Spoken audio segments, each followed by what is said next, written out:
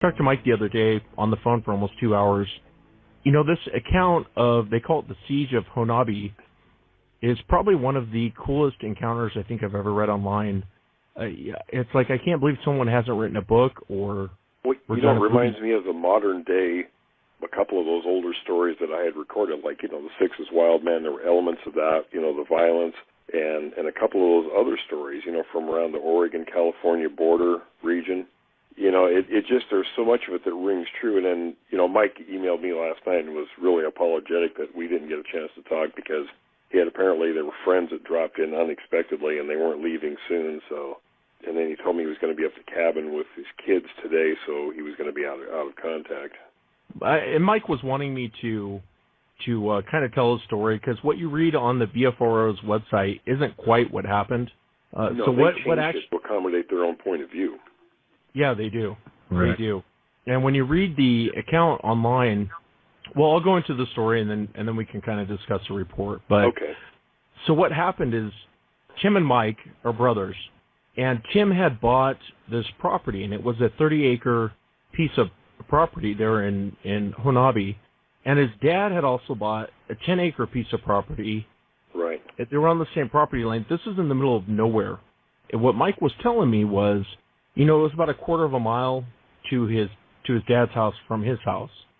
So when his brother first bought the property, Mike had actually he had 2 daytime sightings of the creature. You know, the first time he saw it, he really wasn't sure what to think of it. He wasn't thinking, oh, this is Bigfoot, you know, and to this day he still calls them monsters. When you hear the story, you'll kind of understand why. So they buy this property.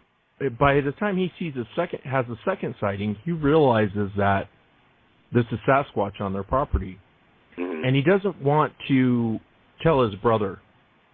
And him and I kind of laughed about it because I could kind of understand, you know, he said, right.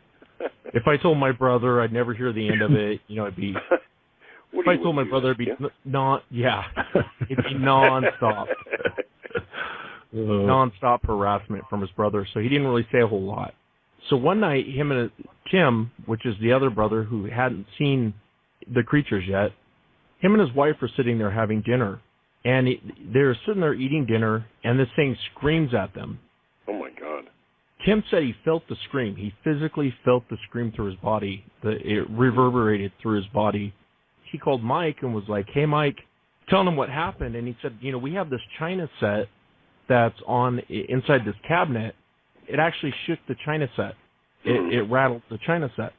So he starts talking to his brother, and Mike says, well, it's Bigfoot. At that point, you know, he was like, no, are you kidding me? So they started seeing these creatures. The more and more they got around on this property, the more and more they started seeing these creatures. And let me back up. When you read the BFRO report, you get the impression that these are just a bunch of hillbillies out there blasting away. Mike's probably one of the most intelligent guys I've ever spoke with. I mean, he's no dummy, and he's no hillbilly out there just blasting away. I mean, these are pretty bright guys out there. Yeah, and his emails, he comes across that way. Yeah, he's very intelligent. And so he was telling me that they had purchased this property because Mike and Tim, they grew up out in the woods. They used to run around the woods as kids, and that's kind of what they wanted for their kids. And so that was the whole reason why they purchased this property.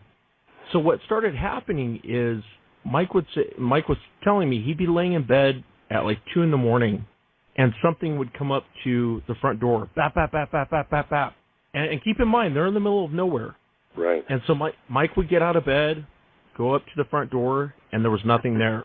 And Mike was telling me, you know, Wes, I got to get up at 5, 6 o'clock in the morning, go to work. I didn't know if I had dreamt that or, you know, when it first started happening.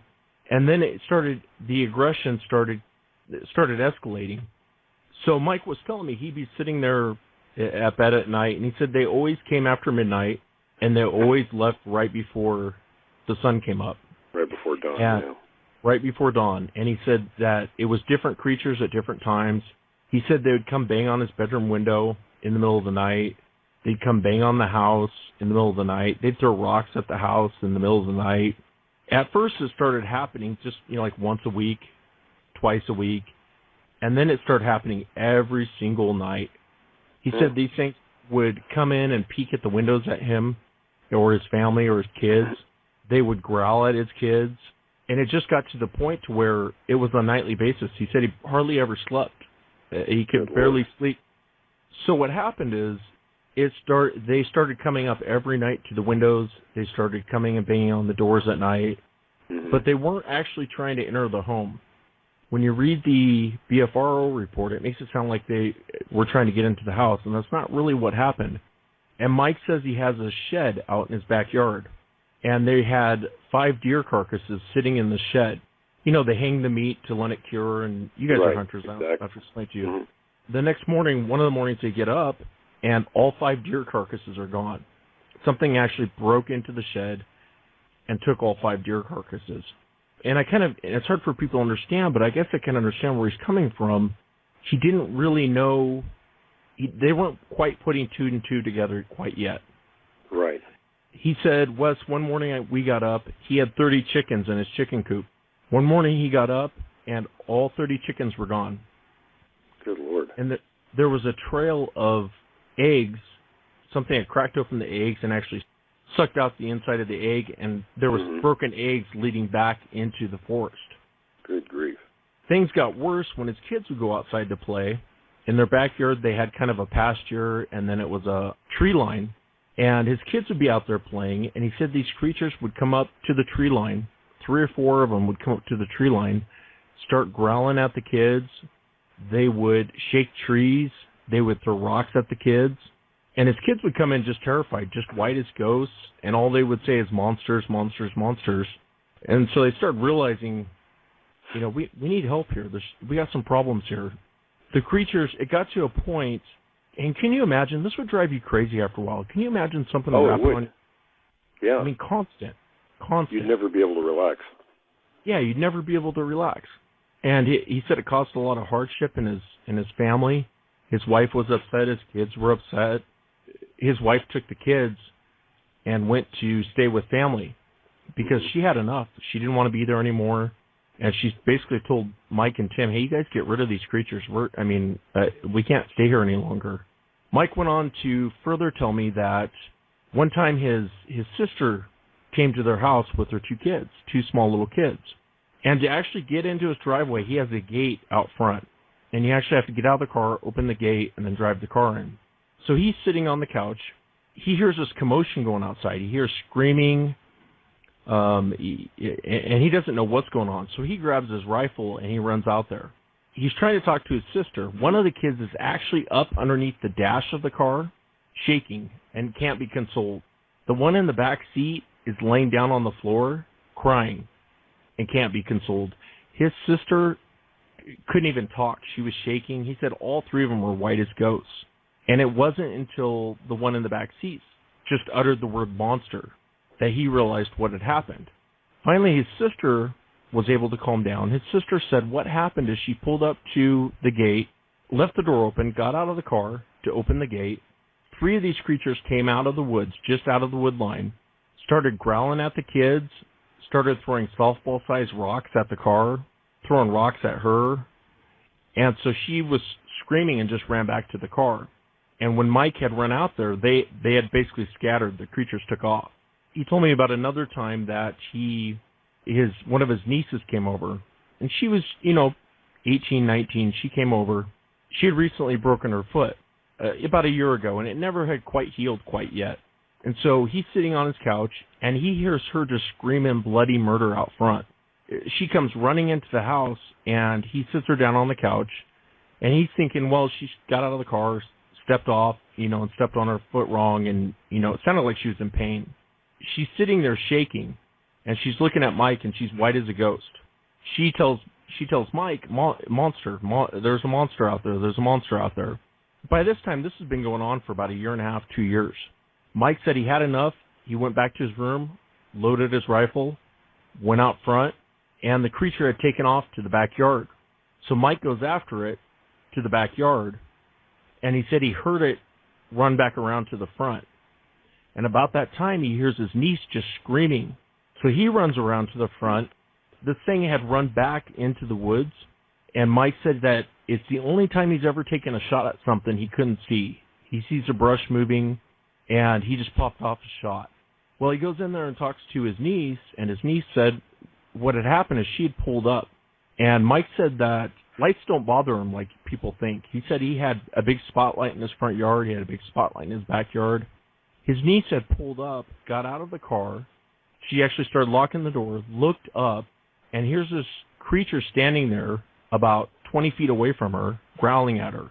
And she said that when she came back in and sat down on the couch, when Mike took off, and Mike was telling me in his front living room, he has this huge bay window. She said that this thing was as tall as the gutter and actually had to lean down into the window and had rolled its lips back and was showing its teeth and was growling at her through the window. Oh, good Lord. She could hear Mike running around the house. Its eyes got real big. She saw the whites of its eyes, and it took off running. And about 4 seconds later, she saw her uncle come around front. And so none of these encounters, this wasn't a good time for this family. These weren't like, they weren't out there playing the flute. They weren't out there sharing gifts with these things. These things were just short of terrorists to this family. Right, yeah. Mike told me none of the incidences were good. No, they weren't. Mike said that him and his brother, his wife had left. She had gone to stay with family, took the kids.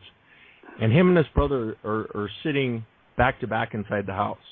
One of these creatures came up to the back window, saw Mike and Tim, rolled its lips back, and started growling at them. And he said, Tim just said, you know what, I've had enough of this. And he goes out after the creature. So he follows his brother out there to back him up. This creature runs off the porch, and Tim had fired 3 shots, actually hit this thing 3 times. He hit it once in the back, he hit it once in the head, and he hit it once in the lungs. And he said, they kind of flop around like people, like a person getting shot. They got up, tried to run, dropped, got up, tried to run. And he said it wasn't far from the house. You're only, maybe 70 yards from the house. He goes, Wes, I heard this creature die. He goes, we sat and listened to this thing die. It was gurgling up blood, and it was gasping for air. And he goes, when we were out there standing on the porch, and we were basically waiting for this thing to die, we were going to drag the body back as soon as it was dead. And he said, so they're sitting there, and they hear it take its final breath right inside the wood line, which wasn't far from the creature. He said you could almost kind of tell from the body language. There was 2 or 3 of them in the tree lines that were freaking out, in total panic, running around. He said they were making all kinds of noises. Him and his brother started walking out towards the body, and that's when basically they were rushed by a bunch of, these Sasquatches, and they backed off of the body. He said one of them actually picked up the body, threw it over its shoulders, and then the rest of them scattered back into the woods. No, I was going to say, he mentioned that to me too, that they would defend the dead body while the other ones were taking it away. They weren't going to leave a dead one behind. They take the body off. He said they didn't hear any more that night. It was probably one of the few nights in the last year and a half that they actually had any peace. They actually called the BFRO at that point, and they told them what was going on and asked them to come out. And Mike told me the reason why we called the BFRO, the whole objective was, please help us make these things go away. We don't want these creatures around anymore. We need help. We need people out here. So the BFRO tells them, hey, we'll send out investigators. Mike says, no, I don't want investigators. I need experts out here, and you need to send a hunter out here as well with the group. So they're talking back and forth with the BFRO, and they're trying to make arrangements to have someone come out. Him and his brother went out the next day where they had actually shot the creature. And Mike told me, he said, Wes, he goes, if you took 3 5-gallon buckets of blood and just threw it everywhere, that's what the scene looked like. He said there was brain matter out there. He said there's blood everywhere. He said it wasn't until after they shot that creature is when they actually tried to get inside the house. They would try to actually get into the home. It wasn't because they wanted food. It wasn't because... He said... They were after them. They were after them. He told me that in his heart, he feels like these things would love a piece of him. And so he bought night vision gear. They had assault rifles out there. They called the BFRO, and the BFRO finally comes out. They bring in these quote-unquote experts, according to Mike. Yeah. He said the hunter that they actually brought out was a 74-year-old man that spent 99% of the time sleeping in his car. Oh, good grief. He's upset with the BFRO about doing that. And the BFRO, when they came out, he said they were wanting to buy the property from Mike and his brother so they could do, a Jane Goodall research out there. Those people have no idea what they're doing. They don't. And Mike's saying, they had several arguments with those guys saying, hey, we didn't call you out here for a research project. We called you guys out here for help. So the BFRO, the guys at the BFRO, they're talking back and forth with, who's ever at the headquarters.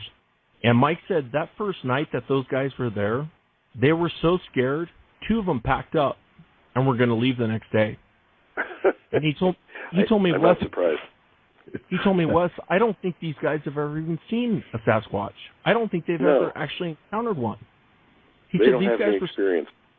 No, he said these guys were so scared, they started packing up their stuff after the first night, and he actually convinced them to stay. He asked them to stay because they needed help. They needed... Right. I was asking Mike, I said, I was asking Mike to describe some of the creatures. It was really interesting to talk to him, and I'll go into, he said, Wes, I'll tell you how they hunt, I'll tell you how they fish, I'll clear up the eye shine dilemma that's out there in the Bigfoot world. What they do is as far as what they look like, he said some of them look like apes, some of them actually look kind of gorilla-ish, like a gorilla out there running around. They kind of have a gorilla-type look.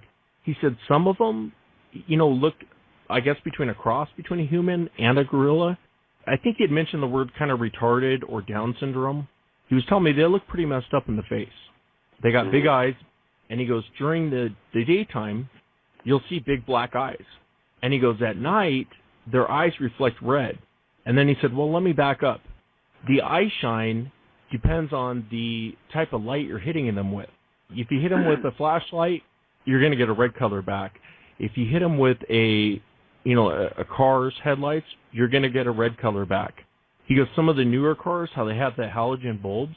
Right. He said, when you hit them with that, you're going to get kind of a yellowish, greenish. He goes, so it all depends on what type of light you're hitting them with. It's not like they're magical creatures that have... Yeah, I've seen the amber with using a spotlight because of those, really bright halogen lights. And so he was saying, so that clears up the eye shine thing. And he goes, they don't glow like people say. They don't glow on their own. There's no internal light. Right. And he said that I asked him what he thought Bigfoots were. What do you think this is? He flat out told me, he goes, I think they're an ape. I think it's some sort of primate. He goes, they're not a gorilla. It's not people. These aren't the forest people out there running around like people say. That's crap. Absolutely. Absolutely. And he said, these are wild animals out there. He goes, he thinks they're crazy, but he said they're not stupid. And he was telling me that, he has all these lights sitting up in his yard.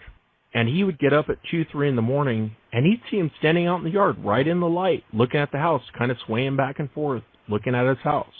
Right, and we saw that in Yakult, too. Yeah, and that's what it made me think of when he was telling me that. Yeah, and there was a lot of elements you've mentioned so far that I can pick a story out of people I've interviewed over the years, and I can tell you, like the deer taken out of the shed. I can go all through what he's told you and pick out a story where there's parallels, very clear parallels to their behaviors. Yeah, and he was telling me that the average size of them is around 8 feet, 9 feet. He said he was telling me about after they had shot that one. He said there's this 8-foot one that looked more gorilla than the rest of them. And what it would do is it would come out in the yard at night, and it would pace back and forth, and it would growl, and it would throw rocks. Him and his brother decided we've had enough, so they go out after the creature. Well, the creature kind of goes back a little bit, back more towards the tree line, so they start engaging it. They start going after it. And it backs up a little bit more and a little bit more and a little bit more, but it's allowing them to... It's drawing them out. It's drawing them out. And he told me that what was going on is when this thing would do that, in the wood line that was almost like a U-shape around them, he would hear 4 or 5 creatures in the wood line surrounding them. And he realized it was a trap. A trap, absolutely. And he said that this thing would do it all the time. It would try to get them, it would try to provoke them into coming out, out of the house. He was telling me that, he was sitting in his bedroom one time, and he said he always keeps his night vision and his either rifle or assault rifle right next to the bed. So he's sitting in his bed one night, and he said this creature came to his bedroom window and actually had to bend down because it was so tall, looked in the window and started growling at him. So he grabbed his night vision gear, grabbed his gun. Before he could get out of the bedroom, he heard his wife screaming from the living room. He was out there and was like, "What's wrong? What's wrong?" She goes, I saw it again. I saw it again. He goes, "Was it gray?" And she goes, "Yeah, how did you know?" He goes, "It was at the bedroom window growling at me." She's like, "Yeah, it came out here out to the front window and started growling at me." He actually went up and after this creature. He said every time he steps outside, they'll scatter. Because I asked him, I said, "Do you think they know what a gun is?" And he said, "Wes, they know what a gun is." Sure, they do. He said one time I went out back, and he goes, "We used to have this dumpster out back, and I hear this thing digging through the dumpster." He goes, "I didn't know if it was one of these monsters. I didn't know if it was, just a wild animal." So I go walking up to the dumpster, and he said this thing stood up, and he's probably 2 feet away from it. This thing stood up inside the dumpster and was looking down at him. And Mike said he grabbed his gun, cocked the hammer back. It looked down and saw his gun. And he goes, "Wes, I saw the whites of this thing's eyes. Its eyes got real big, and then it dropped back down into the dumpster." He said in the back side of the dumpster, there's a hole to where stuff, it was a pretty big hole. Things could get in and out there. He said, "I'm waiting for this thing to pop its head back up because I'm going to take its head off." So I start walking around the dumpster, and he goes, "I stepped on a kind of a large twig, and the twig broke." He said this thing went barreling out of the dumpster, out the backside of it, took off on all fours. And he said, "Wes, this thing was running so fast, I couldn't get a beat on it." He said it took off on all fours, and then he said it was so smooth that it went up on 2 feet like it was nothing and took off running like you'd see a man take off running. And so he's trying to get a beat on it. He said when it jumped, it cleared the 6-foot fence, and he goes, it had to have jumped at least 50, 60 feet and cleared this fence. And he goes, a little like your story. Well, and that's what's funny is because he used the same type of wording I used. He said, Wes, it was like watching something in slow motion, but in fast forward. Yeah. And it was so fast and it was so smooth. And he goes, I just couldn't get a shot off on it. He explained how they hunt. He explained the game cams. He said he didn't understand why. And the only thing he's ever come up with on the game cams is they don't like the infrared. And that could very well be. I mean, we don't know that much about their eyes and how they work. Maybe they can actually see that. And that's the only thing he could think of, because I had asked him, do you think they know what a camera is? And he said, no, I don't think they know what a camera is. He goes, Wes, I got pictures of them. I got videos of them. I got audios of them. He goes, but why would I come out with any of that? When they first came out with this, he said he joined some of the Bigfoot forums, and he said people just attacked him left and right. And so they had enough. And he said, so why would I come out and share anything? He goes, it's going to take a body to prove it. So what does it matter what I got on video? What does it matter what pictures? He's exactly right. And, it's reprehensible the way those folks have been treated by all these so-called, self-proclaimed experts out there. It just drives me crazy when these people open their mouths talking like they know something and they don't know a damn thing about this subject. Yeah, he was telling me that as far as the game cams go, he said he's had them put sticks in front of his game cams. He put spotlights in his yard. That didn't matter. They still came up and would bang on his windows at night. He said it got to a point where he just turned on his TV as loud as it would go, and he got used to falling asleep to the TV. Right. He said he learned the best way to deal with them is don't address what they're doing, and they tend to go away. And he Which says is what I told people for years to do. Just ignore them. Right. One thing you said earlier, Wes, when we were talking, you were telling me about you should tell that part where they were marking out to where the infrared on the cameras would come out with sticks and whatnot. What did you have to say about that? Oh, he was saying before he kind of learned a hard lesson about ignoring them. And he said before he got to that point, what he did is he set up motion detectors and lights that would go off around his house. And he said that worked for a small amount of time. It seemed to get them to back off. And he wasn't sure if they were backing off. He thinks that maybe they thought he was clicking the light on, and so they backed off. And he said one day after this, they backed off for a while. Then the knocking on the window started again, the knocking on the door starting again.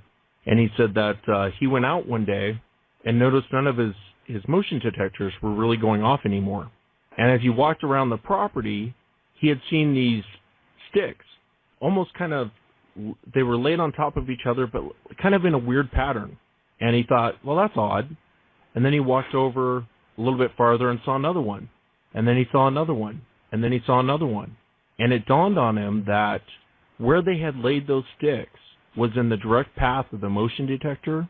And if you stand behind the sticks, it's too far for the motion detector to go off. The minute you step across those sticks, the motion detector goes off and the light goes off. And you know what that sounds like is just like what an Indian friend said about them, with the trees. We talked about them marking, their tree marks. Besides just being territorial markers or, directional markings, they'll do that where there's places where humans will frequent as a warning to others of their kind to stay away from those places. So it's very similar to that kind of behavior. Yeah, it was almost like a warning, like if you go across this, you're going to set off the light. They would come in the middle of the night. He said one morning he got up, and all of his motion detectors were pointed straight up in the air. So they had figured out how to they got past, what he would do is when he went out, he messed up all their sticks. He just would take them and throw them out, and he'd get rid of all the sticks. And he said the next morning when he got up, all of his motion detectors were pointed straight up. So they had figured out what was actually setting off the light. And he told me, he said, Wes, they're crazy. They're not stupid. He was telling me about how they hunt.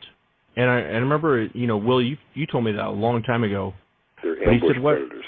Ambush predators. He told me, Wes, I'll tell you exactly how they hunt. It reminded me of kind of how chimpanzees hunt. But yeah, he was it's telling, very similar.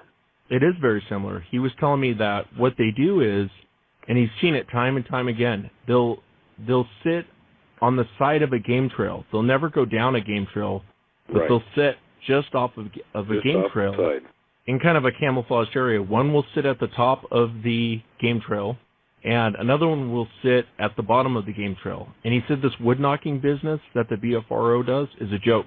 He goes, the wood knocking is when they're hunting. He said one will wood knock at the top of the game trail, and the other one will respond to the wood knocking at the bottom of the game trail. And almost kind of like, are you ready? Yeah, I'm ready. Are you ready?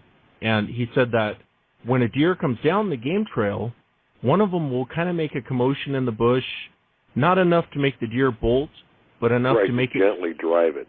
Right, drive it down the trail. Drive it into the ambush. Right. And lead it to the right spot. Right. And he was saying when it would get to the bottom of the game trail where the other one was at, it would pounce. It'd jump out and it would pounce on it. And he said what they do is they break the leg or break both legs. And he said, Wes, I can't tell you how many times I would hear a deer cry out, a fawn or a deer or an elk cry out in pain after it broke its legs. He said, and then what they do is they break their neck and they carry them off. This whole business that they run down deer, he said, you'll never outrun one. I can tell you that right now. But he said that they're ambush predators. They don't go out there and chase down deer like people think. No, they can, but they're going to conserve their energy as much as possible because they're a big animal. They require a lot of, nutrients. So they're going to conserve that as much as they can and maximize, the food value by resting and hiding and waiting. Then they have that quick burst of energy. They get their meal, and they're in pretty good shape with that. And I think they're the masters of that. They hunt smart. They hunt smart, absolutely. Everything they do is smart. They don't do anything that's not absolutely necessary for their survival. And I'm sure, with them, all the activity around that house, there's a reason behind that, whether it's, territorial or whatever their intentions are. And he was telling me that you would find stick structures. He actually would find stick structures, but he would usually find within the stick structure a deer kill or where something had been eating. And he said that the moment that he would come upon their stick structure, one time he found one that was pretty elaborate, and he went up to get his camera, came back, and it was gone. The stick structure was gone. He said, I don't know if they smell that you've been there. He goes, I'll tell you one thing about caves is sometimes you'll find them in caves, but you'll never find them in a cave. He goes, there's always a back exit. It's never a cave. They always leave themselves a way out. Right. And that's why they sleep up near ridge tops, because they use gravity. It's a fast way. If a threat comes along like a person, they have multiple escape routes, and they can use gravity, to aid their speed out of the area. Not to mention in hot areas, it's cooler up in those elevations during the day too. The other thing he was telling me is how they fish, and I've heard this a million times from different encounters. He said what they do is they'll sit and almost like the same way they hunt deer, they'll ambush. Mm-hmm. You ever heard the term noodling? Right. Oh yeah. He said what they'll do is they'll basically get inside. The term noodling, for people out there who don't know, a lot of these guys, especially in the South, they'll sit and wait in water, and they'll put their hands down in crevices where catfish will come up and bite their hand. Well, when they bite their hand, they yank the catfish out. And he was saying they do the same thing. They'll sit out there, and you'll see one with usually one hand in the water. And he said he always laughs when he hears accounts where people think they're out there washing their hands, or that's not what they're doing. They're actually, and he said he's seen them eat a whole fish right there after they catch them. In fact, there's spots around his property. There's piles and piles and piles of fish bone. What was left of the fish, what they didn't eat. But he's seen all kinds of colors. I mean, he said he saw one that was about 4 feet tall several years back, and it was blonde, had a blonde hair color. About a year or two ago, he saw it, and it was almost 9 feet tall. And he said he knew it was the same one because it was blonde. It was the only blonde one. I've heard of that too. Even the Patterson Sasquatch was actually, it looks dark on the film, and Bob Gimlin told me that it was actually much lighter in color, actually standing there near it. So they come in a range of colors. And he was saying the faces are a lot different too. He said he's seen some that kind of look like the Patterson film. He's seen some that kind of look more apish, more gorillish. He's seen some that kind of look like cross between an ape and a person that had Down syndrome. He said their faces are pretty messed up when you look at them. I think there's going to be a lot of variation among the species. They're not all going to look alike. So I think that's very accurate, that there should be differences. Sort of like the, something we're going to talk about here in a bit is the new research on the Neanderthal. And you saw those pictures that they did with the reconstructions, the new reconstruction, and it reminded me of his description of, kind of a messed up looking face. Yeah, no, that's the first thing I thought of too when I saw that. Yeah, it was like a light went off in my head. I'm thinking, wow, that's how many times have I heard that description? Yeah. Well, he was telling me that the BFRO, they had these Austrian snow peas growing out of the area. The BFRO basically said if you make the deer go away, because I guess deer go after these snow peas, they go crazy after them, that the Sasquatches will go away. And when you read the account on the BFRO website, it makes it sound like these guys planted all these snow peas so they could poach from their property. He told me, Wes, that's not true. He said those snow peas were there when they bought the property, and they're still there today. Yeah, they're natural. Yeah. And he was saying that when you read the BFRO report online, it makes it sound like these guys were telling them, hey, Johnny boy, go tear up the snow peas, your deer will go away. And then the deer went away, and then the Bigfoots went away. And he said that's not true. They still have stuff going on there today. They still have all kinds of stuff. They never went away. They never went away. And he was saying that, he has every intention on shooting one. And he was, him and I talked a little bit about, collecting a specimen, and I can kind of understand his feelings towards them of a pure disdain for them after what he's gone through. I can't blame the guy. I can't blame him either. But he was telling me that, he said, I'll tell you this right now, Wes. I asked him if he thought that they buried their dead, and he said he didn't know, but they will carry their dead off. I sent him some pictures of things that I suspect are burial places, so I'm waiting to hear back on his opinion on that. Yeah, he told me that, when you shoot one, you better chamber another round, because you're probably going to have to shoot 2 or 3 more. It's one of those things you better be damn careful. Even, I've had people recently, just in the last day or two, about, back again with the Patterson incident, a lot of people don't understand. It wasn't just one Sasquatch that day. There were 3 of them there. The other 2 weren't seen, and I asked Bob Gimlin why they didn't follow that one after they reloaded the camera, and he says, quite bluntly, he says, we were afraid of where the other 2 were. and they were much larger than the one they filmed. So they were afraid of what those three creatures might have done to them. When you read the BFRO report, and I flat out asked Mike this, at the end it makes it sound like, well, the news got out in the small town and the newspapers started showing up and then Fish and Game started showing up on his property. I asked him two questions. I asked him, one, was that true? And two, do you think the BFRO double-crossed you guys and called Fish and Game and called the newspapers? And his answer was yes to both of them. I had asked him, do you think the government is potentially covering up Sasquatch coming out? And he said, absolutely. He said, well, because I'll tell you a story. When after the BFRO people left, he said, yeah, they had Fish and Game almost sitting on the property daily. So they backed off from doing anything, because you can't just go out and start blasting with Fish and Game sitting around unless you want to go to jail. He said that eventually Fish and Game left, and he's sitting in his living room, and he's looking out his front bay windows, and he sees an unmarked car pull up, blacked out windows, and this guy gets out over by his phone box that was out there for his landline phone at the time.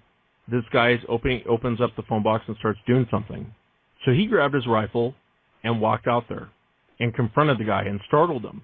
Mike flat out told the guy, hey, I know you're not with the phone company. And the guy goes, no, I'm with the power company. And he gave him some BS story. And then he said the guy couldn't get out of there fast enough. He packed up his stuff and basically had left. And Mike said that every time they would get on the phone, it would almost sound like someone was picking up on the other end. The line was tapped. Line was tapped. And I asked him, I said, why do you think the government was covering this up? You know, he along the same lines as you've always said, Will, it comes down to money. He told me, Wes, imagine what it would do to the economy if it came out that there was a primate living in North America. He said they're tough to find. We don't know how many of them there are. All logging would stop. All the timber industry would stop. Forget parks and recreation. All of that would go down the tubes. Yeah, it's all financially based. Yeah, right. There's no doubt of that. So in the United States, and these statistics are actually from 2012. I couldn't find anything updated to 2013 yet, but there is 1.6 billion jobs that people have here in the United States. So think about all those jobs that would be lost if Sasquatch, if there was something that did come out about Sasquatch in the forestry industry. Not only with that, there is, with the forestry industry and the paper products that we produce, it's 8% of the United States economy, which that equals out to $240 billion. And you remember what I mentioned before about, look like where you guys live, the Amboy area. That was a thriving, like a lot of communities, through the Cascade Range, were thriving logging communities, 20, 30 years ago. And then when the spotted owl thing hit, all that ceased. All those communities, all those jobs died.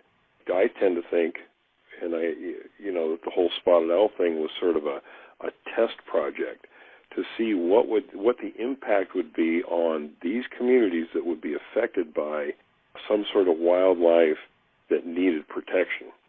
Something as simple as an owl caused that much devastation in the economies of all those communities up and down the coastal areas. So think what a primate would do.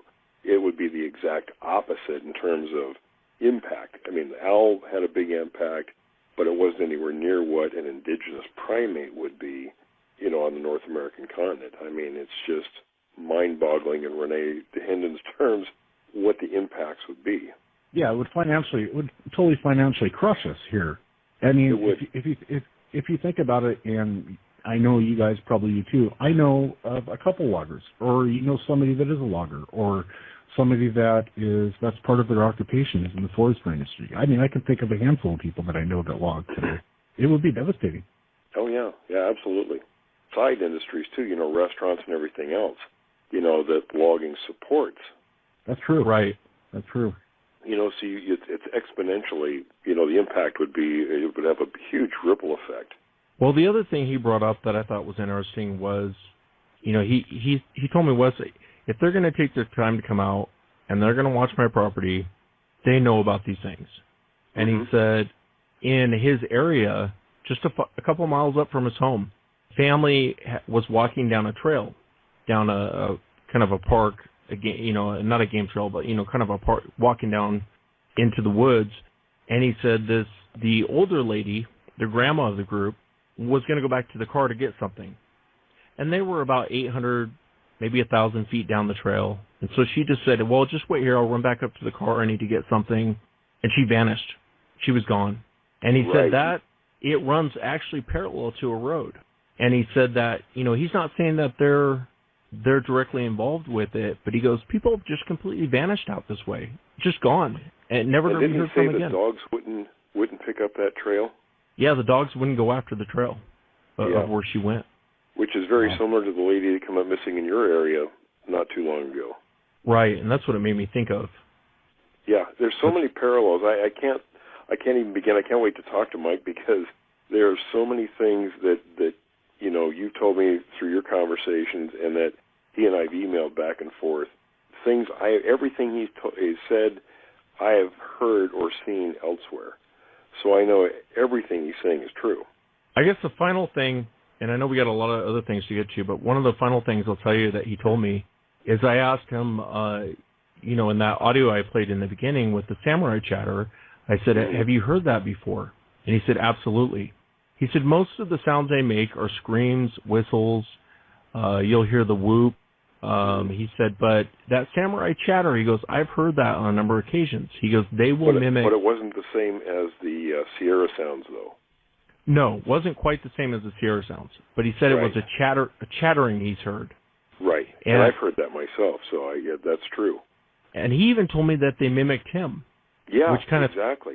threw me off a little. It really threw me off when he said that. I asked him what he meant by that, and he said, Wes, one time I had left for work, and my brother and my dad were out there. And he goes, Wes, every night I call for my dogs, to have my dogs come in. So my brother and my dad are out there, and they hear me calling for the dogs out in the woods. They hear my voice out there calling for the dogs. Tim and his father kind of looked at each other like, is Mike here? And then they realized, no, Mike's gone. He left hours ago. His car's not here. And his brother kind of felt like it was a little bit of a trap, too, to get them to come out towards the woods. But the thing, he said, his brother explained it to him, sounded just like Mike calling for his dogs. That's creepy, man. That's really creepy. Well, now remember, some of the tribal terms for these things, in the Pacific Northwest, was ventriloquist, where they would imitate. They could imitate, and we knew, of course, in the Graham area back in, the Puyallup Screamer days, they were imitating coyotes. And I'd heard those screams. There's recordings of them where it sounds like coyotes, but if you know what known coyotes are, and I've heard recordings played side by side with the scream, you quickly can tell the difference between the two.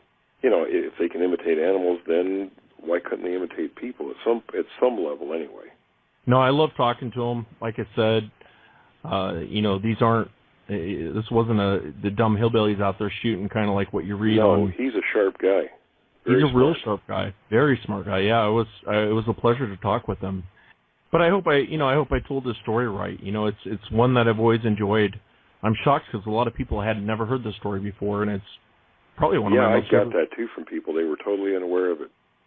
I have an aggressive Bigfoot encounter to play. This guy was out on a boat ramp. Him and his buddy went out to check out this boat ramp, and it's in the middle of nowhere. As they were pulling away from the boat ramp, his car got stuck.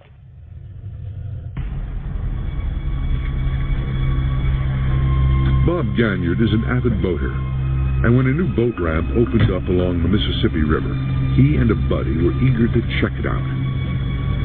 So we went down into the bottoms to go down and look at this boat ramp.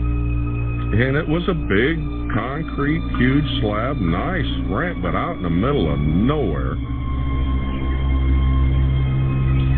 When Ganyard attempted to leave, his van ended up stuck in the mud. I backed out on the road the best I could see it and started to head away from the ramp, and I got off the tracks. I just happened to slide to the right, and it sucked me right in and left my van sitting at an angle. The van needed a tow, so his friend went to get help while Ganyard stayed with the vehicle. I've got the windows down, the back windows opened up, and had the dash lights on just in case anybody else, bringing a 4x4 or something, comes flying down the trail. And then I felt something hit my van. And knocked it. And the van started rocking. And each time it went a little bit farther. And I got to the point where I had my feet on the passenger door, and I'm leaning straight up. Ganyard caught a glimpse of a powerful, beastly creature. I saw a reflection in the window, just for a second.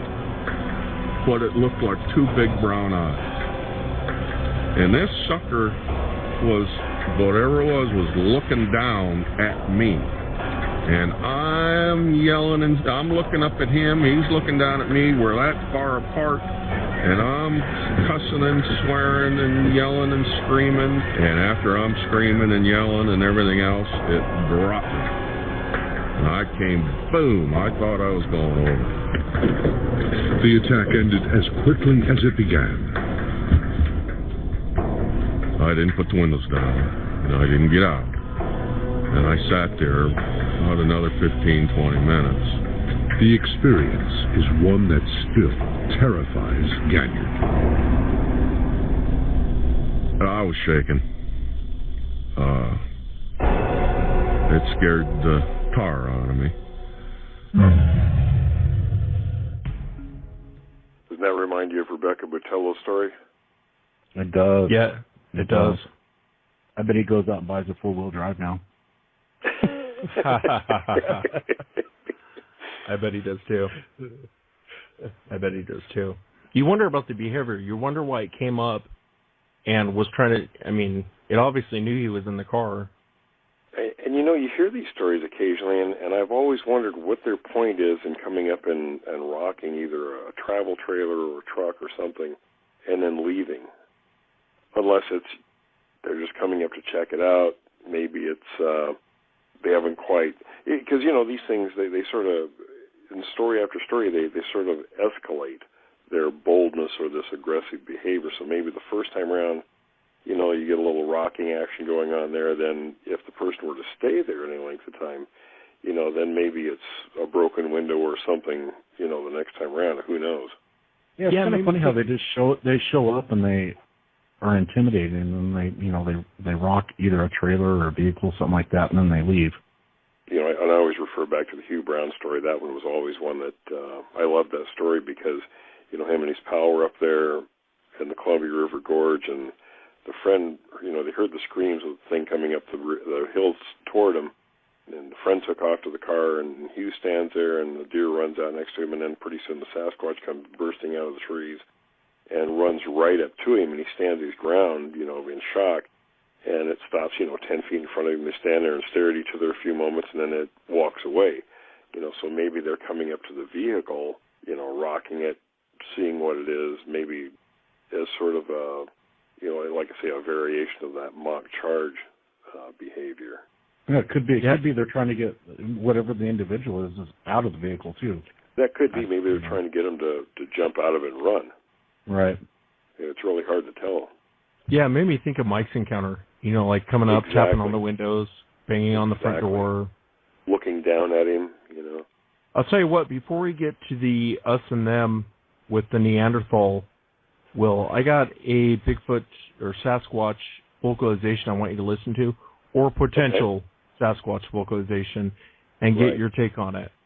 This guy was a hiker out in the woods, and he had filmed himself. He was out just kind of messing around. He had about 6 hours of video, and out of the 6 hours of video, within 20 seconds, he caught this vocalization. Not on the right path, because I never got that before. I'm lost again. Every time I go scrapping through the woods.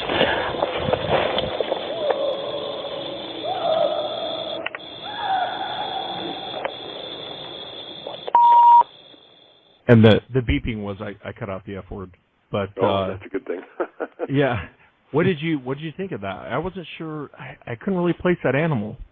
I couldn't either. It wasn't. I was trying to think in my mind. You always run across your list of things that you've heard before.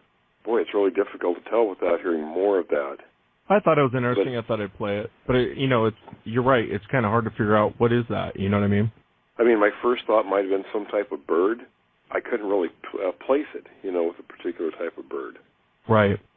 The clip we're about to hear is some new research that's being done on Neanderthals, and it's kind of striking when it comes to relation to the Sasquatch, because there were a lot of primates. At one time, there were as many as 50 different species of primate that covered the entire planet, and most people don't realize that. It's not something that's really put out there a lot. And having studied anthropology years ago in college, I've always tried to kind of keep tabs on new research that's being done in the field. And this one is particularly striking because a lot of the aspects that this researcher has done and says sounds very Sasquatch-like. And I wouldn't say that the Neanderthal is a Sasquatch because the size difference is so great, but there are other species out there of creatures that, sort of fit the same size frame as the Neanderthal, but we can discuss that more after, we listen to the clip. Bear in mind, as you listen to this, some of the other things that we've discussed about Sasquatch behavior. This is the currently accepted view of what Neanderthals look like. A bit hairier than us, and with a larger nose and thicker brow ridges. But apart from that, they're unquestionably human. In fact, it's been said that if you gave a Neanderthal a shave, a haircut, and dressed him up in a nice suit, he could easily attend Harvard, although he'd need rich parents. There's a couple of things wrong with this picture. First, it's not based on any sound archaeological evidence. That's because soft tissue features like skin, hair, colour, and eyeballs are not preserved in the fossil record. The other reason is that after studying Neanderthals for 10 years, I'm convinced they look nothing like this at all.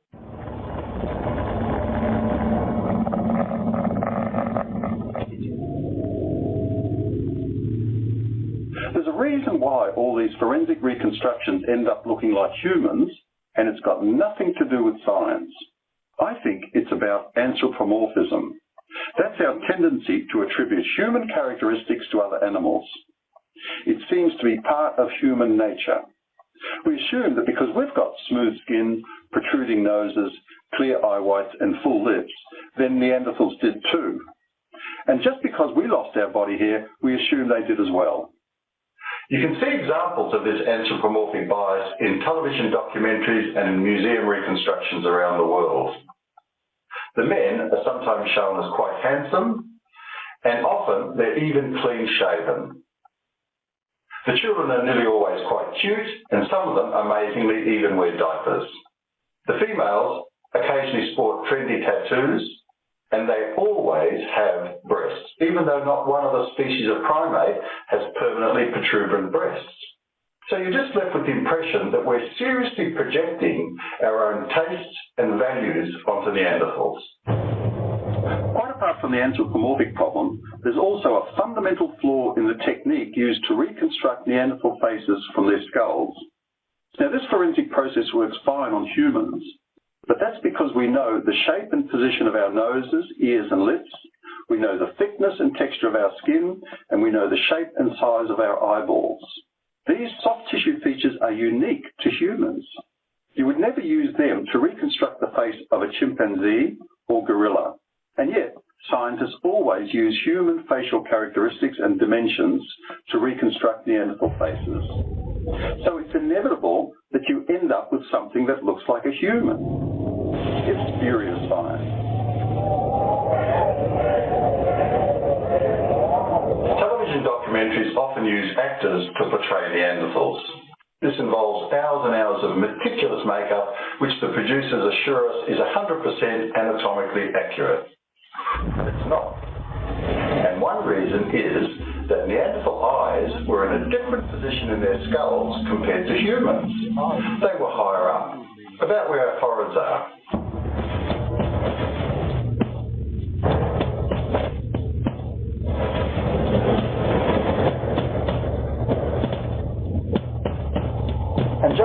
the size of their orbits, or eye sockets, their eyes were also considerably larger as well.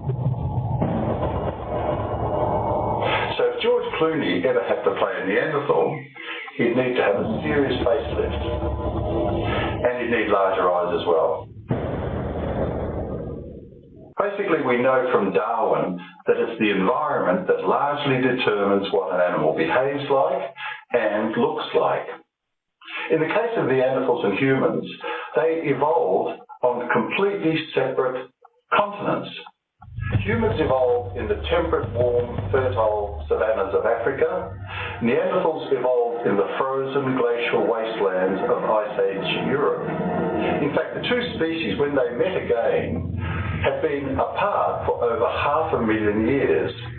It's inconceivable from a Darwinian perspective that Neanderthals and humans would still resemble each other after 500,000 years. All this suggests to me that Neanderthals did not look like humans. Which raises an interesting question. What did they look like?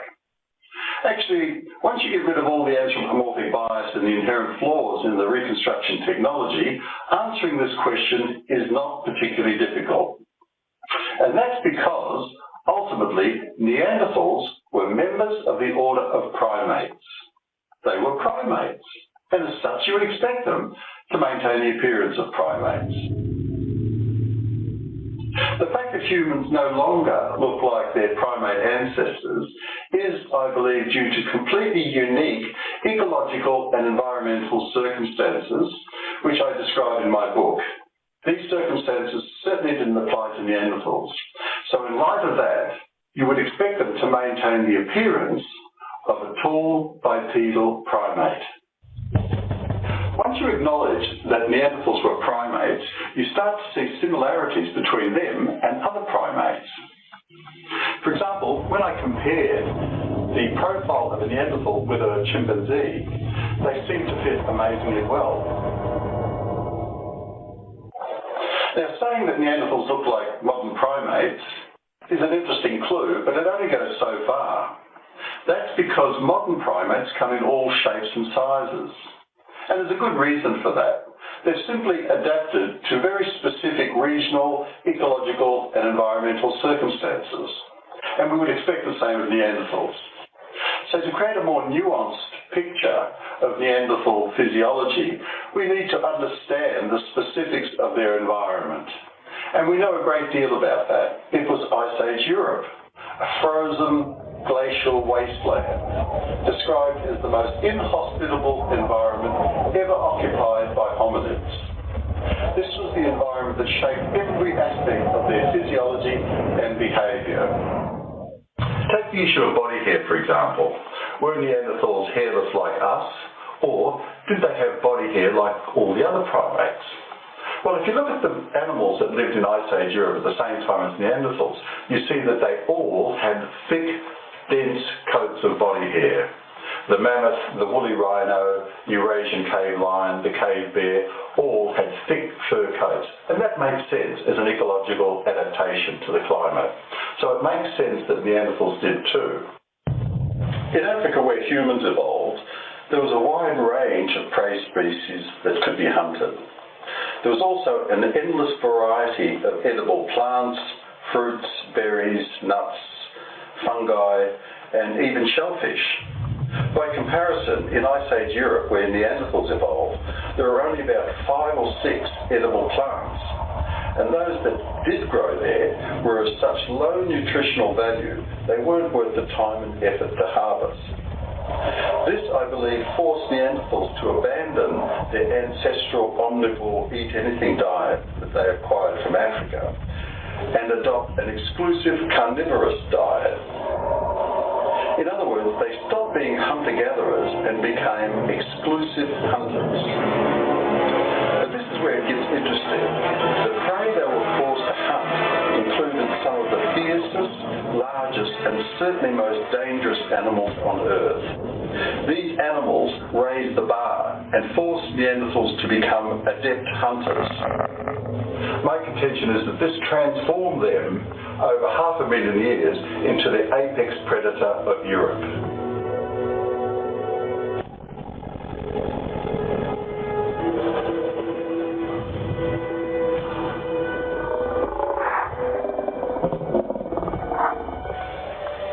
theory that Neanderthals were flesh-eating predators is supported by new molecular analysis of their teeth enamel. This reveals that the Neanderthal diet consisted of 99% meat. In fact, that's all they ate. And there's only one way to get that much fresh meat, and that's by hunting. It also seems that they didn't care where the meat came from. That's because we now know that Neanderthals were cannibals. The first evidence of this actually surfaced in 1906. Since then, literally hundreds of bones have been discovered right across Europe bearing the unmistakable cut marks of cannibals. My predator theory also explains why Neanderthals were so much stronger than humans. Their muscles were so large they had to have extra thick bones to take the strain. It's been estimated that Neanderthals were 6 times stronger than humans. Even a Neanderthal child could toss a human adult around like a rag doll.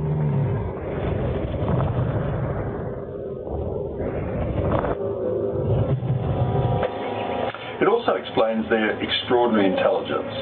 Neanderthals were unquestionably the smartest animal in Europe at the time. They mastered fire making, they constructed windbreaks, they made tools and weapons, including razor-sharp thrusting spears. And like other social predators, they hunted in packs and used sophisticated ambush tactics to maximize capture rates.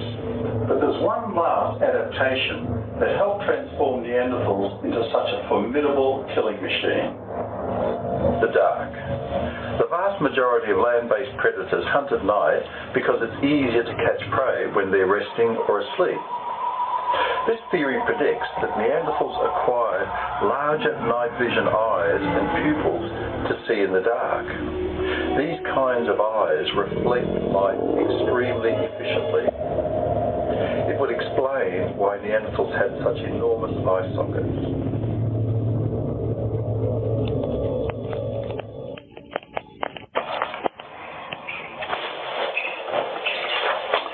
If you think my Neanderthal reconstruction pictures are a bit scary, or the idea of camping alone at night out here in the forest is a bit disconcerting, there's a good reason for that, and it goes to the heart of my Neanderthal predation theory.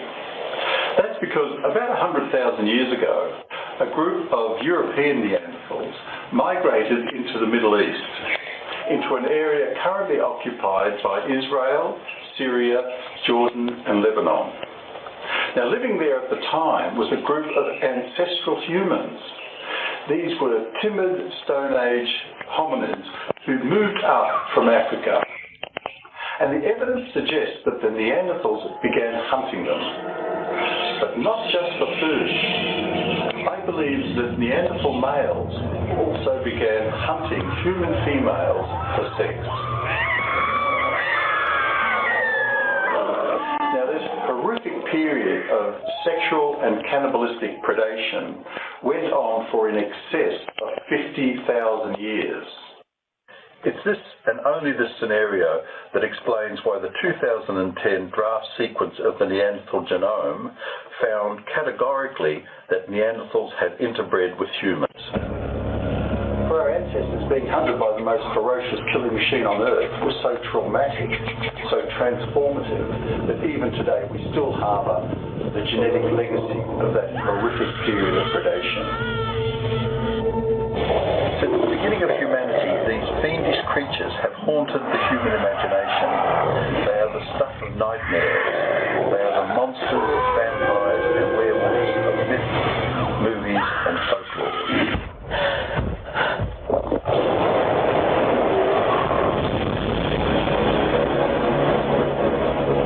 My research indicates that the only humans to survive were those born with modern human adaptations. Things like high intelligence, creativity, language, and aggression. This allowed them to turn the tables on the Neanderthals. For the next 20,000 years, they hunted them to extinction. So the basic premise of my book is that everything we are today, everything that defines us as humans, is the result of that extraordinary 70,000-year conflict between them and us. It's made us human.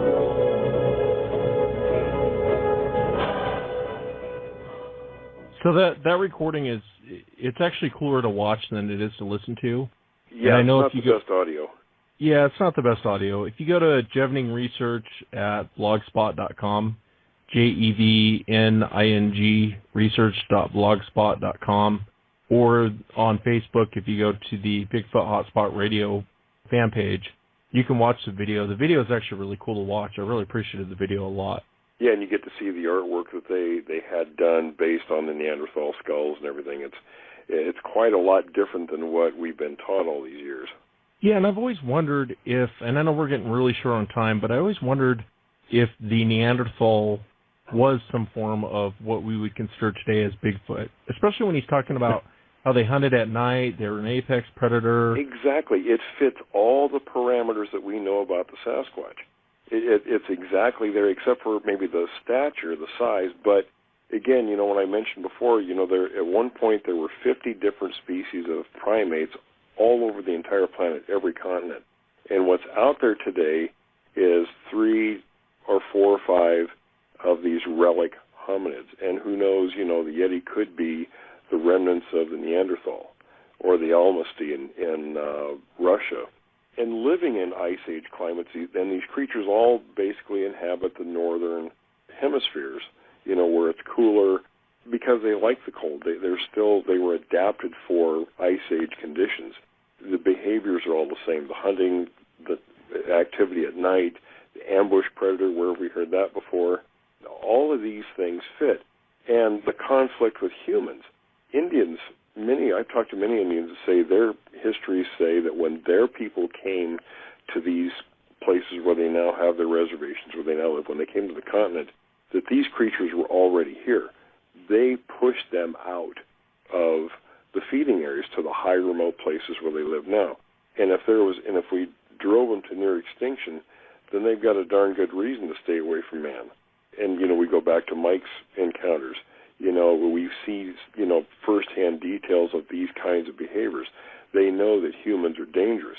They'll come up and do things, but they're also extremely wary of man because we became dangerous. If there was that kind of a conflict like this gentleman was saying, preying on humans, you can examine this today. What do we do, for instance? A human reaction universally is when we're threatened, what do? We go out and destroy the threat.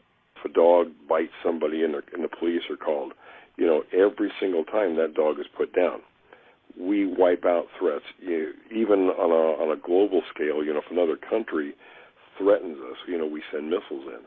These things know we're dangerous. That's why they're so hard to catch up with. And then when we do, we often have these violent encounters. After listening to that, I had 2 questions in my mind. One of them was, is there a link between Neanderthals and Sasquatch? And the second question I kind of had, what was first? Was it the Neanderthals or was it Sasquatch? But I guess they don't really come one after the other. It's like people used to think that we developed out of Neanderthals. Well, the Neanderthals are different species. They're a hominid, but they're not human beings. They are a different species than we are. Kind of the same thing if you get zebras and horses. Similarities, but they're different species. And with all these different creatures that did exist, nobody knows for sure because in forest regions and jungles, for fossilization has to have a very particular type of conditions for bones to fossilize, and most of the world is not very conducive for that, especially forests and jungle areas.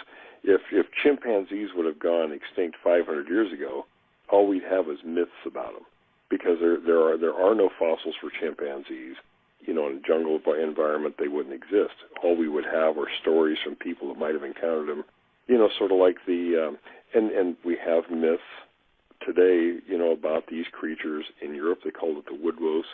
Everything was adorned with these carvings and such of these giant, hairy wild men. Where did those stories come from? I mean, maybe these were handed down from a time when this conflict was going on between Neanderthals and our ancestors. So there could be many different species, and these things may have evolved, these various relic hominids at the same time. So that's why we still have several of them scattered about the world. And one thing you can't tell from the recording unless you actually watch the video was there was some ancient drawings that they were showing on there of, it looked like man hunting, could either be a Sasquatch or a Neanderthal. I'm not quite sure, but I'm sure it was Neanderthal because that's what it was about. But, you know, so that makes sense of what you were saying about how we eradicate the threat. We make it no more. And, yeah, humans, that's how we... I thought that was interesting. That's how we've come to dominate the planet. Anything that's a threat to us, we go out and get rid of it. In fact, as a right of manhood, up until very recent times, you know, what did our ancestors do? They'd go out and find the meanest, toughest animal. You know, usually you see movies about, you know, the teenager, you know, going out and finding some ferocious bear or whatever and killing it by himself. That's how he became a man. You know, so where does that kind of thinking come from? If you go way back to what he's saying, back to those times, 70,000 years or whatever ago, there was this kind of friction, and humans evolved into becoming this very aggressive creature that we are. We are aggressive. We do kill everything that we come across. This might be the basis of it, and you know that still is in us today. And I know we'll get to, I promise the listeners next week we'll discuss Sasquatch and possible burial sites. But watching that video made me think of, I know back in 2000, there was bones found in Klamath, Oregon. And the human remains stretched out. It would have been the tallest man in the world, laid out. The individual stood 9 foot 6 inches. The femur bone measured 4 foot 1 inch. And that's the first thing I was thinking of as I was watching this video. You know, a lot of times people say we don't have bones, we don't have, but that's not true. There's been plenty of times bones have been found all the way back almost 200 years ago that these stories have been recorded where things were found. And only in recent time, you know, with the interest in Bigfoot, has anybody even cared about these things. And it seems like a lot of that stuff has kind of disappeared. You don't hear about people finding bones like that anymore. You know what I mean? Right. Like now Neanderthals did, they do know that they did occasionally bury their dead.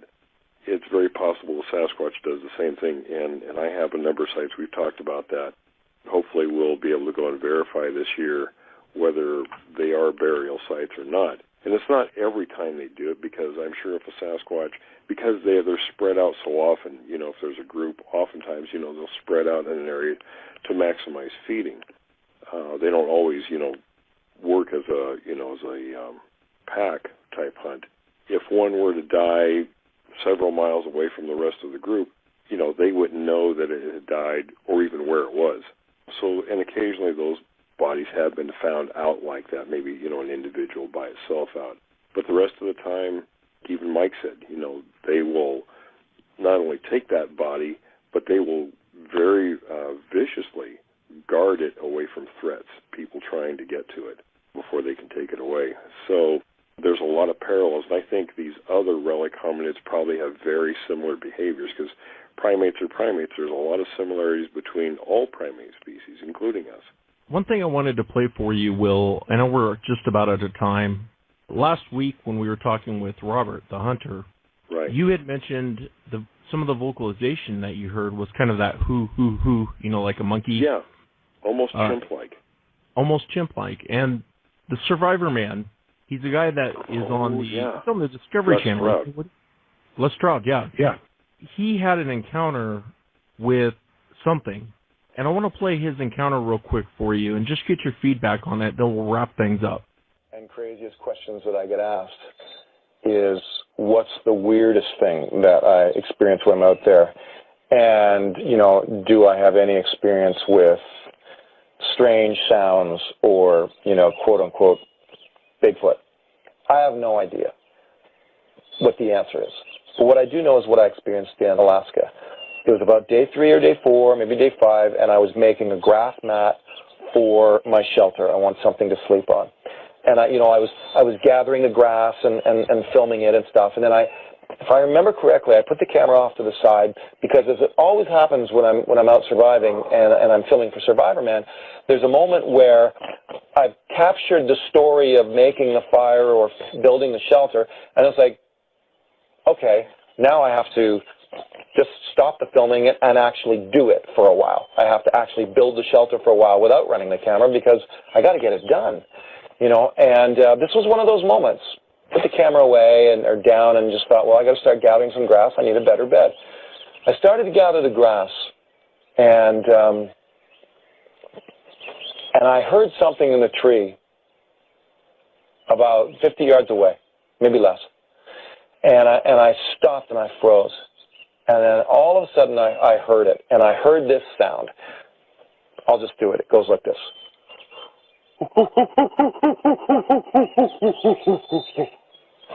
Now, I've heard moose, I've heard bear, I've heard wolves. I can make the wolves howl. But I've never heard a sound like that before.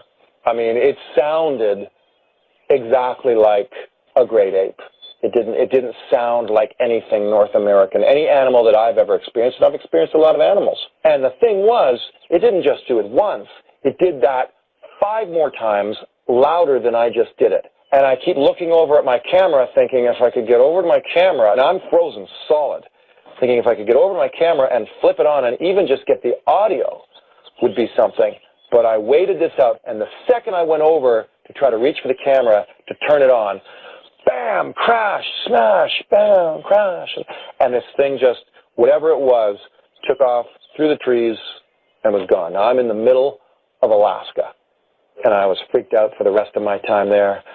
I have no idea what it was, but it wasn't a moose, and it wasn't a bear. So I really don't know. That's my story, and I'm sticking to it. Bigfoot Hotspot Radio, Sasquatch Chronicles just solved the mystery. Bigfoot's a primate, everyone. You're welcome. Well, I don't think there's much question about that.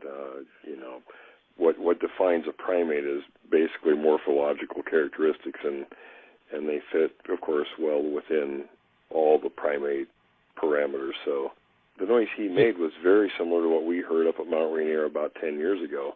And there were 2 of them up there above our camp that night, and one of them was moving back and forth, one was stationary. The one that was moving back and forth was making that chattering noise, and the other one was making the chimp-like noise. It was the damnedest thing I ever heard. Yeah, it's a damn dirty ape. You're welcome, everyone. A damn dirty ape, that's right. When he was telling that story, too, I mean, for anybody has watched Les Stroud, I'm a fan. I like the guy. He goes out and does things that a lot of people I can't even imagine doing. I wouldn't survive. I'd be dead. He was telling that story about, what did he say? It was like 50 yards away or something like that. Yeah, and right. he heard the noises. One thing that kind of stuck out in my mind, and actually I didn't really get it until listening to it the second or third time, but he was like, I was completely frozen. Yeah. And to me that really made the story almost kind of surreal or true, because anybody you talk to or anybody that's has actually had somewhat of an encounter, that's your first reaction. That's what happened to me. I was froze. And it's sort of like, remember what the guy was talking about, the Neanderthals. If that conflict were there, it sort of explains our obsession with like monster movies, with that genetic memory of having that horrific type encounter for all, what do you say, up to 70,000 years with these creatures. So when we hear something like that today, the genetic memory is still there, and we just freeze with fear. We know what that is instinctually. So you think it's more of a fear thing is why we I think so. I think it's that, instinct that's been tucked away for a long time, because we knew what these things were very well. I've said this many times, that when we finally prove that these things do exist, it's not a discovery, it's a reaffirmation of discovery, because our ancestors knew all too well what all these creatures were. That makes sense. And it's almost like it's a protective measure for us, almost. Yeah, exactly. And a lot of animals have that instinct. They're afraid as hell of us for good reason. The same thing. We're even more dangerous. We're a pack hunter, and we're far more intelligent than these relic hominids that are still the vestiges that are still left around the world in remote areas. Other animals stay away from us. These things stay away from us, and it's for that reason that we became the most dangerous creature on the planet. Have you guys ever, this is going to sound silly, but when you guys were like kids, maybe even today, I don't know, you have nightmares and whatnot, and you're having these vivid dreams, and you wake up and you can't really say anything because you're so scared. That not only is going back to the Les Stroud thing, he froze up. That's a protective measure, but Right. Well, you were saying that we are one of the most dangerous creatures that are on the planet, and so not only will fear help protect us, but then if you pin us in the corner as a human, we can be like the most aggressive thing there is too. Absolutely. So, and it may very, and you know, with the guy with the Neanderthal theory, it makes a lot of sense in a lot of ways when you look at it that way, because you know, we developed those kinds of behaviors, the flight or fight mechanism, and we've sort of perfected that, and we became very aggressive. Probably because we needed that for absolute survival against these things, and not just the Neanderthal, but probably the other species of relic hominids as well that are very likely out there. Yeah, that makes sense. Of course, we know one of sense. them's out there for sure. We've all three seen one. Yeah, that's true. That's true. So it's not likely out there. We know at least one species is out there. Yeah, that's true. Wes, did we have you had something put together? We were talking a little bit earlier about the $1 million bounty thing. We're just about out of time, but I wanted to play the Bigfoot bounty. It's kind of a funny audio clip, and I know you guys haven't seen the Bigfoot bounty. It's an hour of your life you'll never get back. It's terrible. It's absolutely terrible. I was going to give it a second chance Friday night, and I got halfway through it, and I just had to turn it off. I mean, it's just absolutely terrible. But I'll play my funny Bigfoot bounty clip, and then we'll close it out, guys. Bigfoot bounty on Spike TV. You are to collect the gold standard, DNA. We have Clark Kent, Dean Cain as judge, Dr. Todd Distel, and Ginger, Natalia. Wait for it. Wait for it. Sound of a squatch. You brought me a hippo. We sent you out to bring back Bigfoot, and you brought me a hippo. Did I ask you for a hippo? No. For 100 years, people have failed to capture Bigfoot. We're dropping you guys off and giving you 4 hours to bring him back. Go, go, go, go. Let's go over there. We can't go there. I want to go here. We can't go there. I want to go there. Were you tracking a chia pet? You brought me moss. Rejected. Denied. That's not evident. You are wasting my time. We've found a Bigfoot cave. Yeah, that's what we found. A Bigfoot cave. Right there, see? Denied. We found a beer bottle. No, we found implements used by Bigfoot, see? Yeah. Rejected. Yeah, Bigfoot was using the beer bottle. That's not a rodent chewing on that pine cone. No, no, it's Bigfoot. Yeah, just sign that stick over to us right now. Denied. Put a couple of these characters in the cage and let them fight it out. That would be entertaining. Here's an idea. Why don't we let them dart each other? The next time we send you out with 4 hours, you had better bring back Bigfoot. I mean, we're dropping you off in a hot spot. It's a hot spot. None of you guys brought back Bigfoot, you worthless pieces of crap. Telling us it is eating hell, drinking beer, and eating pine cones. Bunch of nitwits. You know, we're going to have to rethink the concept of this thing.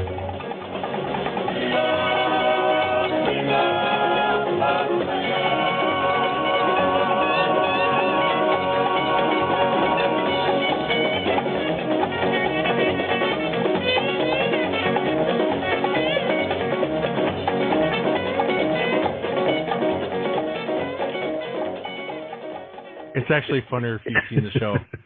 They send these guys out. They send these monkeys out. No pun intended. The first people that got voted off were like the only sane ones of the group. So they send them out.